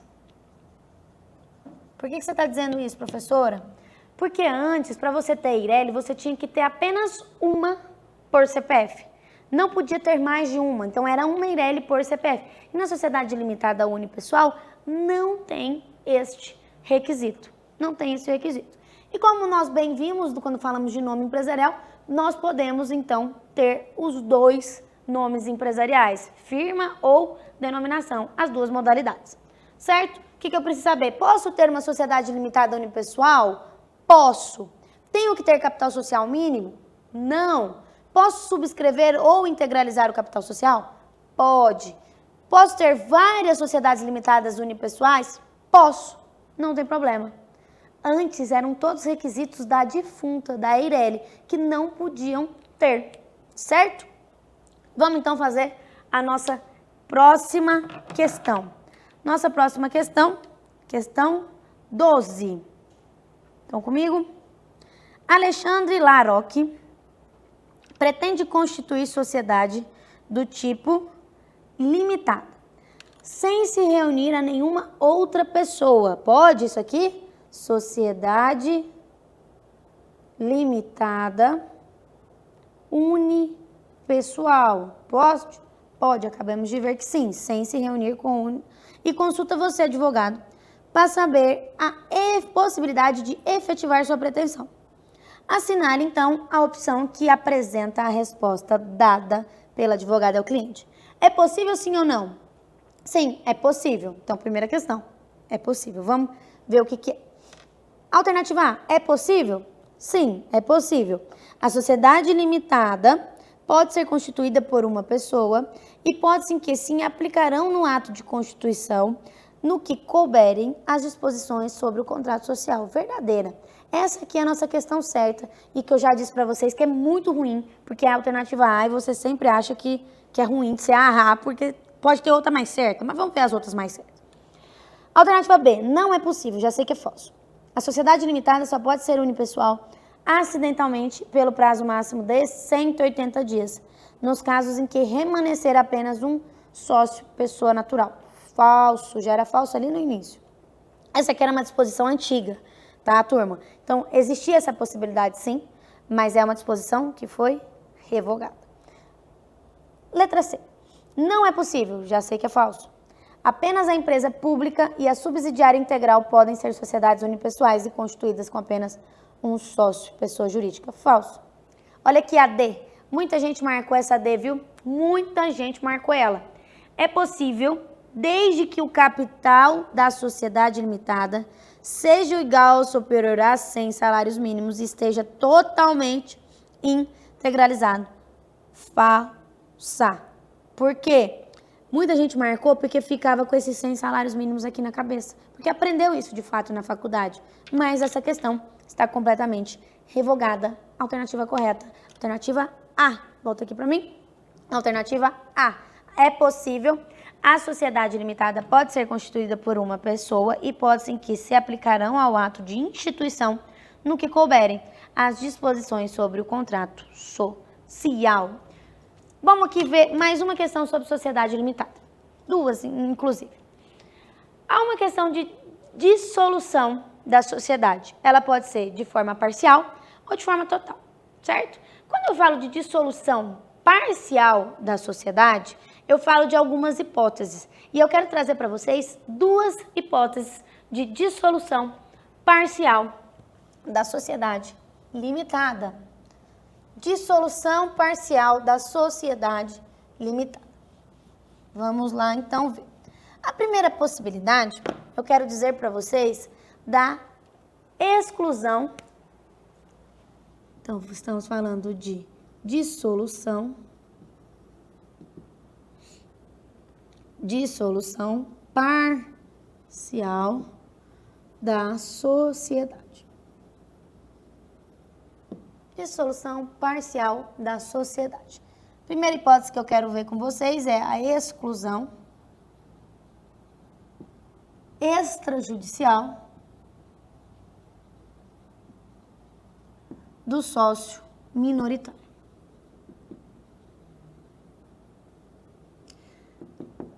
Há essa possibilidade de dissolução parcial da sociedade por exclusão extrajudicial do sócio minoritário. Só que para fazer uma exclusão extrajudicial, o Código traz para nós 3 requisitos importantíssimos que a junta comercial deve obedecer. Primeiro requisito, tem que ser, como o próprio nome já sugere, sócio minoritário. Esse é o primeiro requisito. Segundo requisito, tem que ter previsão onde? No contrato social. Terceiro e último requisito, deve ter a justa causa. Tem que ter justa causa. Professora, o que seria a justa causa?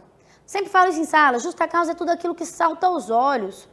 Desvio de dinheiro é justa causa? Claro. Assédio moral é justa causa? Claro. Tudo aquilo que não seria dos patrões. Então, olha, o sócio está utilizando de bens da sociedade em nome próprio, em benefício próprio. Confusão patrimonial ali. É justa causa? Sim. Então, justa causa é subjetivo, mas é tudo aquilo que salta aos olhos. Cumprido esses 3 requisitos aqui, turma, pode ter a exclusão extrajudicial do sócio minoritário, certo? Segunda possibilidade, morte. Via de regra, a morte de qualquer um dos sócios, ela é um fator para dissolução parcial da sociedade, ou resolver a sociedade em desfavor daquele sócio, né? Aquele sócio foi excluído, foi retirado. Por qual fator? Fator morte. Professora, mas e os herdeiros? Bom, a primeira coisa que eu quero falar para vocês é que a sociedade limitada, ela é uma sociedade que tem um intuito persona, o intuito de você ser sócio daquelas pessoas. Você não faz a sociedade limitada igual a sociedade anônima, que visa dinheiro, que visa capital, por exemplo. Não. Aqui na sociedade limitada, ele está visando o quê? A pessoa, né? Tem a pessoalidade. Então, se eu tenho um sócio e eventualmente esse sócio vier a falecer, se entre os filhos, calma aí, tem alguma coisa errada. É muito ruim, certo?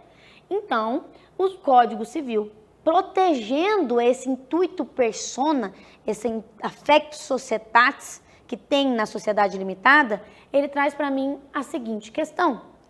Falecido um sócio, resolve a sociedade parcialmente em relação àquele sócio falecido.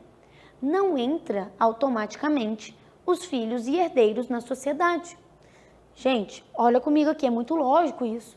Eu sou sócia do fulano, eu não quero ser sócia do irmão, do marido, do filho, não, eu quero ser sócia dele. Se ele vier a falecer, o código não pode me obrigar a aceitar ele na minha sociedade. Mas vejam bem, como é que vai estar na sua prova? Fulano faleceu. Não há nada no contrato social. Não tem nada no contrato social. Ou o contrato social adota as disposições do Código Civil. Porque isso é previsão expressa no Código Civil. Morreu o sócio, resolve a sociedade em face daquele sócio. Por que é previsão expressa? E só se tiver dessa forma na sua prova que vai acontecer isso. Porque o contrato social, lembra que a gente disse hoje ainda, falando sobre a livre iniciativa, livre disposição, eu posso muito bem, eu e o meu sócio, falar assim, se eu e você falecer, entram os filhos. Ou se eu e você falecer, entra o cônjuge. Pode dispor dessa forma? Claro que pode. Livre disposição. Faz aqui lei entre as partes desse contrato. Conseguiram entender? Então, pessoal, não há dúvida. Se não tiver nada no contrato social, obedece quem? O Código Civil. E se na sua questão estiver falando assim, ó, o contrato social tem finalidade, né? Tem regência pelo Código Civil. Então, tem as disposições do Código Civil. O que acontece em caso de morte? Resolve a sociedade em face daquele sócio. Então, causa morte, dissolve a sociedade em relação ao sócio falecido.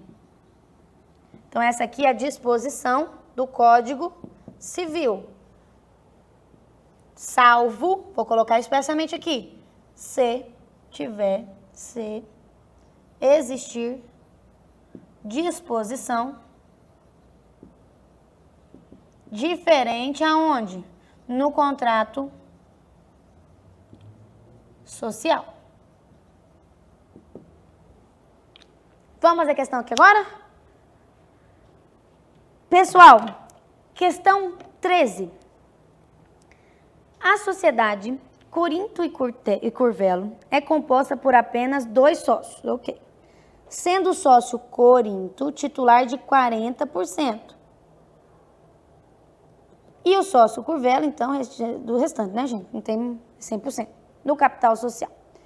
E o sócio Curvelo, titular do restante. Nessa situação, o que ele está dizendo aqui? A exclusão extrajudicial motivada. Motivada é o quê? Opa, peraí. Motivada é o quê? Justa causa do sócio minoritário da sociedade limitada poderá ser realizada pelo sócio Curvelo, que é o majoritário, gente, circula isso aqui, ó.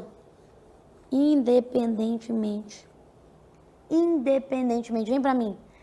Você não tem ideia, tem gente que errou essa questão na prova. E é uma questão muito, muito fácil. Mas muita gente errou.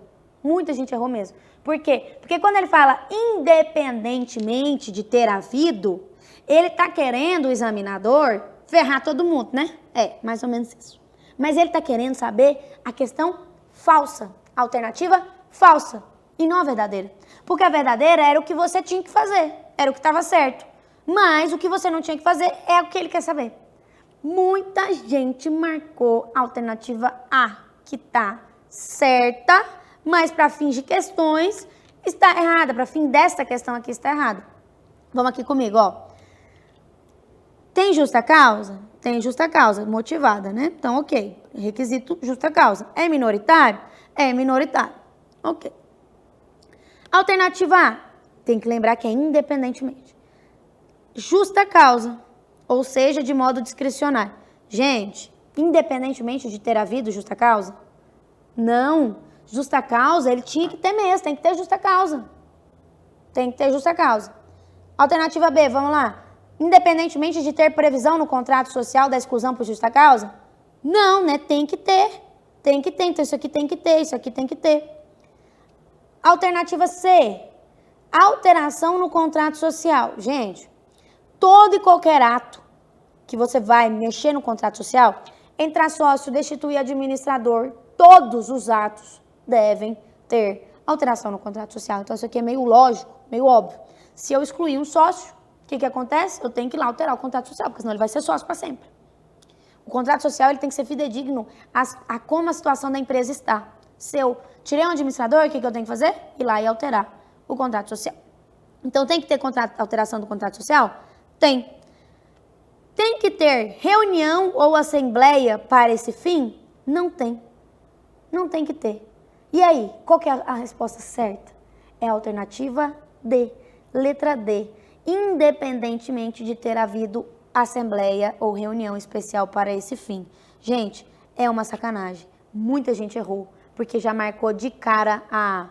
Mas a resposta certa é a D, porque é, de fato, independentemente, não precisa ter a reunião, nada que seja dessa forma. Bom, vamos para a questão 14. No contrato social da sociedade empresária Arealva Calçados Finos, não consta cláusula de regência supletiva pelas disposições de outro tipo societário. Bom, no contrato da sociedade empresária Arealva não consta cláusula de regência supletiva. Significa dizer que aqui ela vai reger onde? Pelo Código Civil, certo? Pelas leis da sociedade limitada e da sociedade simples. Ademais, tanto no contrato social quanto nas disposições legais ao tipo adotado pela sociedade, não há norma regulando quanto à sucessão por morte. Significa dizer que vai para a regra geral. A regra geral nós já vimos. Diante da situação narrada, assinale a afirmativa correta. Havendo morte, o que acontece? Resolve, dissolve a sociedade em relação ao sócio falecido. Pode ter disposição diferente? Pode, mas tem que estar na sua questão aqui que tem disposição diferente. Se não, vai para a regra geral. Vamos para a alternativa A, então. Alternativa A. Haverá resolução da sociedade em relação ao sócio em caso de morte. A questão aqui está certa. Não tem um erro aqui. Se morrer, vai haver resolução da sociedade em relação ao sócio, porque houve o falecimento. Alternativa B. Haverá transmissão causa-morte da cota? Não, pessoal? Eu falei para vocês, não vai assumir o herdeiro. Não vai, porque eu quis ser sócia daqueles meus respectivos sócios. Alternativa C. Caberá aos sócios remanescentes regular a substituição do sócio falecido. Não, já tem que estar previsto no contrato antes da morte. Senão vai para a regra geral, lá no Código Civil, artigo 1028. Alternativa D. Os sócios serão obrigados a incluir no contrato cláusulas dispondo sobre a sucessão por mortes de sócios falsos. Ele não é obrigado, porque se ele não dispor nada, Código Civil, regra geral. Resposta correta. Alternativa A, de amor. Vamos falar então da nossa questão 15, que eu falo para vocês de aval. Títulos de crédito, cai na prova? Cai demais, despenca. Mas antes da gente entrar na questão, vamos lembrar um pouquinho o que é o aval. Vem aqui comigo. Aval, ele é uma garantia cambiária. Ou seja, é uma garantia que está no título de crédito. O aval está no título de crédito, no direito empresarial, assim como a fiança está lá no direito civil, no direito obrigacional. Aqui, direito cambial, nós estamos falando de uma garantia chamada aval. Aval é aquela garantia mais forte, sabe? Não sei se você se lembra que a garantia que, uma guerra nuclear vai sobreviver as baratas e os avalistas. Aquela que a gente fala, não quer ser. Por que a gente não quer ser? Porque essa garantia, ela visa dar proteção ao credor. Proteção que o credor vai receber de alguma forma. Então, sempre que você estiver diante de uma situação que visualiza que está beneficiando mais o credor, tem muita chance dela estar certa, porque o avalista ele vai vir para proteger o credor. Olha só para vocês verem, é uma garantia cambial que tem responsabilidade solidária. Significa dizer que eu posso cobrar tanto do avalista como do devedor principal ao mesmo tempo, de forma solidária. Tem também uma característica de responsabilidade autônoma. O que isso significa dizer, professora? Que a obrigação do aval, ela não é acessória, ela é autônoma. Ela subsiste mesmo independentemente da relação principal. Por exemplo, o devedor principal pediu recuperação judicial. O que acontece com o aval? Persiste, não cai, porque ele não é acessório, ele é uma garantia autônoma. Sempre que eu falo de aval, tem algumas características, então, do aval, responsabilidade solidária, de forma autônoma, que a gente precisa dizer. Quais são elas? Aval parcial, aval simultâneo e o aval póstumo ou /tardio. Vamos falar um pouquinho desses três aqui. São características do aval. Primeira questão. Aval parcial é proibido ou permitido? Peraí, depende. Quando eu falo de aval parcial para o Código Civil, é vedado. Quando eu falo para lei de cheque e a LUG que se trata de nota promissória, E letra de câmbio, LUG, Lei Uniforme de Genebra, letra de câmbio, eu estou dizendo que é permitido. Como assim, professora? Se na sua questão estiver dizendo que o aval parcial para o Código Civil é permitido, verdadeiro ou falso? Falso, porque é vedado para o Código Civil. E para a lei de cheque? E na nota promissória? E na letra de câmbio? É permitido. Aval simultâneo. O que seria o aval simultâneo? Aval simultâneo é aquele ofertado no título por várias pessoas. Então, é um título, um cheque, por exemplo, que tem 5 avalistas. É proibido ou é permitido? Beneficia ou prejudica o credor? Quanto mais aval, melhor. Então, é bom ou não? Bom. Pode ou não pode? Pode. Se é bom, se é melhor para o credor, a chance de ser válida essa cláusula é grande, é mais de 80%. Porque, gente, o aval é para isso, é para proteger o recebimento do credor. Então, o aval simultâneo, ele é permitido. E o aval póstumo? Aí você fala assim, pronto, já não gostava lá da sucessão, agora vou ter que ver morto na garantia. O que tem a ver? Morreu o avalista? Não, não. Muito pelo contrário. O aval póstumo ou tardio, que também você pode ver assim na sua prova, ele é aquele prestado numa cártula, né, num título de crédito, após o vencimento ou fim do prazo de apresentação. Depois desse prazo de apresentação, que é do cheque, ou após o vencimento, pode ter um avalista? Um aval pode prestar uma garantia no título vencido? Peraí, pensa comigo. É bom ou ruim para o credor ter um aval depois do vencimento? Ué, bom. Se a pessoa vai lá avalizar mesmo estando vencido, quem está se colocando em risco é o avalista e não o credor. Então é bom. Se é bom, pode ou não pode? Pode. É válido? Sim, é válido. Então, um aval póstumo não tem nada a ver com morto, é só aquele que foi prestado após o prazo de vencimento do título ou após o prazo de apresentação, quando eu falo de cheque. Vamos aqui então para a nossa questão. Riqueza Comércio de Artigos Eletrônicos sacou duplicata na modalidade cartulau em face da papelaria Sul Brasil, que foi devidamente aceita, com vencimento em 25 de março de 2022. Antes do vencimento, a duplicata foi endossada para Saudade e Fomento Mercantil. No dia do vencimento, a duplicata não foi paga, porém, no dia seguinte, foi prestado um aval em branco, datado pelo avalista Antônio Carlos. Acerca da validade do cabimento do aval dado na duplicata após o vencimento, assinale a afirmativa correta. Peraí, aval após o vencimento é aquele aval que nós conhecemos, que é o póstumo ou tardio, certo? É possível? Ele é válido? Ele é válido. Então, acerca da validade, ele é válido. Vamos para a alternativa A.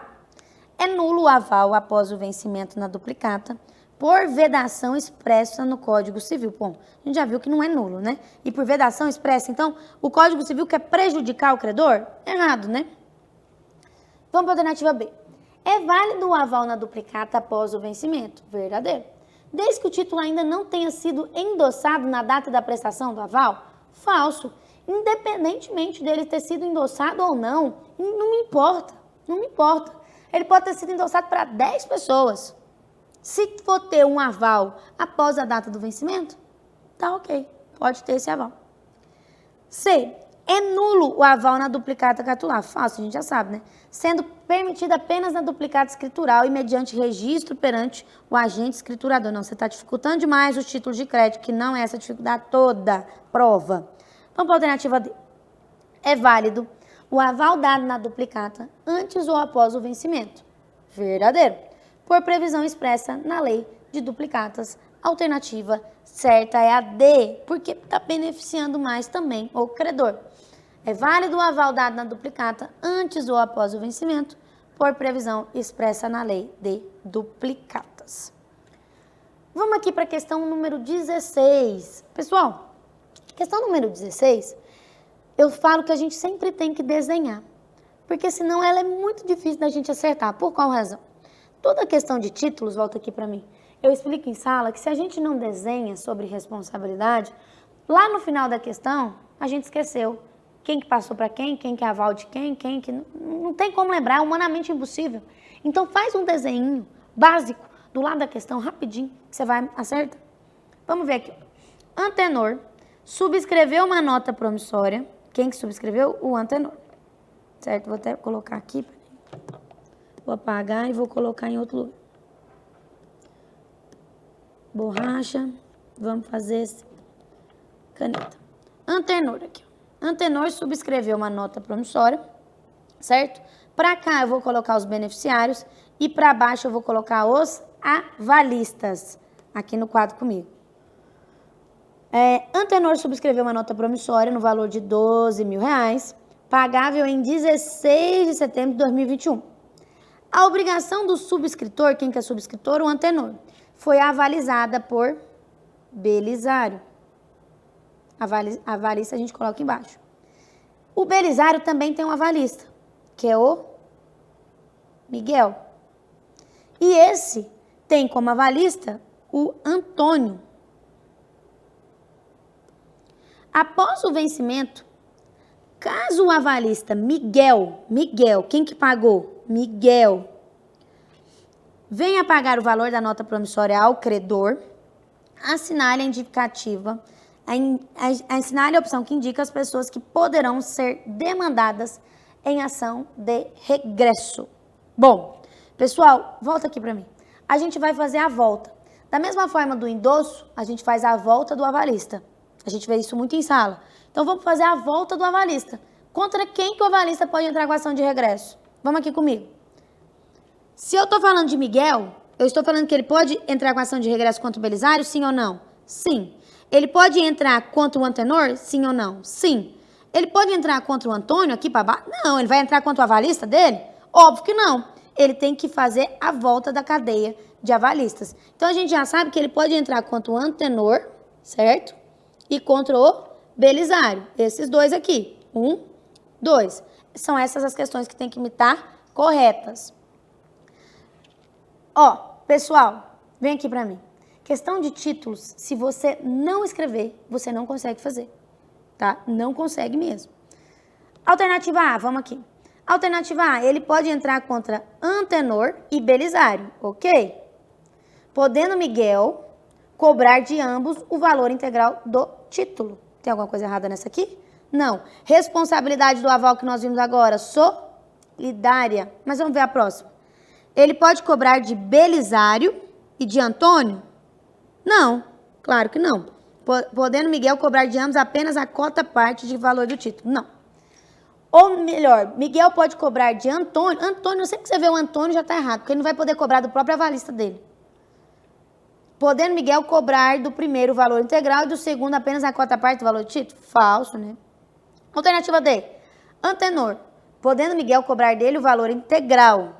Eis que os demais avalistas ficam desonerados do pagamento. E o Belisário aqui, gente? Eu estou tirando uma pessoa aqui que não tem nada a ver. Ele tem que pagar mesmo. Porque ele é avalista do Antenor. Então tem que entrar quanto o Belisário e quanto o Antenor. Alternativa correta, sem sombra nenhuma de dúvida, sem questionamento, de Antenor e Belisário, podendo Miguel cobrar de ambos o valor integral do título. Volta aqui para mim. Não há jeito mais fácil de fazer questões de títulos de crédito se você não fizer um desenho bem simples no cantinho da sua prova, igual a gente vê em sala, voltando às obrigações, não tem erro, você mata a questão, acerta a questão e essa questão pode ser a do 39 para o 40. Fechamos nossas 16 questões de hoje. Espero que vocês aproveitem, estudem, façam bastante alternativas, façam bastante questões, revejam o conteúdo, estudem agora, está chegando a hora, você vai passar nessa prova e a gente vai estar aqui esperando para a segunda fase. Um beijo, brigadão para vocês.